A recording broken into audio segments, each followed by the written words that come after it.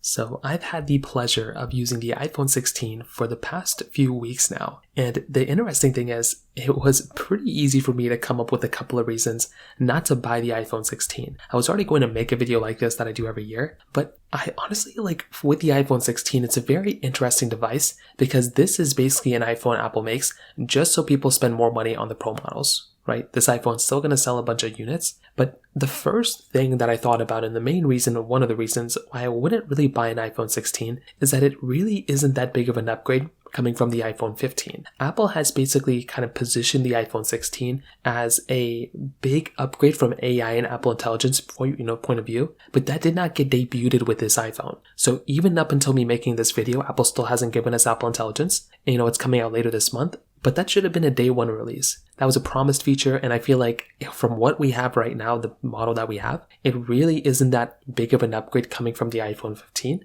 In some ways, you might as well just buy an iPhone 15 and save some money. Another big thing that really disappoints me with the iPhone 16 and why I wouldn't really buy it is the fact that the display is still a 60 Hz display. So basically, this panel refreshes basically half as much as a Pro model iPhone from, even the iPhone 13 Pro from 2021. That iPhone is basically giving you a 120 Hz ProMotion display. This device, the iPhone 16, isn't really giving us that. And that is a really big disadvantage for us. Majority of flagship phones have it, and this iPhone doesn't have it. On top of that, this phone is still only giving you a 2-camera setup inside. It's not the biggest deal in the world, but again, when you look at phones even from some of the competition, even like the Galaxy S24 FE that just came out, which is cheaper than this phone, that phone is giving you a triple camera setup, this phone isn't, and that phone is giving you 8K capability, and the iPhone 16 is really still stuck at 4K at 60. So I feel like even from those viewpoints, that's kind of a downside. And now that the iPhone 16 Pro is giving us 4K 120 frames per second,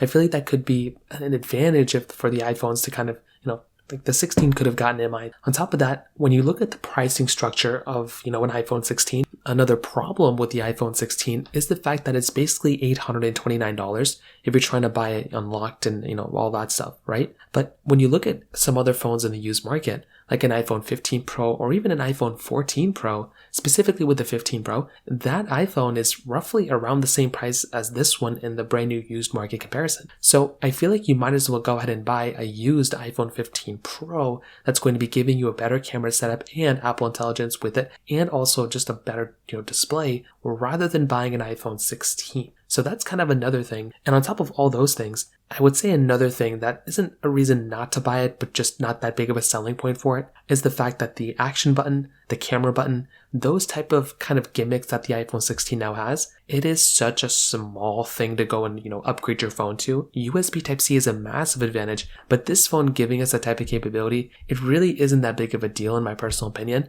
And I think that's kind of just one other thing to kind of keep in mind there as well. So overall, that kind of covers it up there for the most part. If you have any other thoughts or questions, please let me know in the comment section below. Hit the like button, that would mean so much, but definitely hit that subscribe button. More importantly than everything else, I love every single one of you guys. Hopefully I'll catch you guys in the next video. Peace out till then.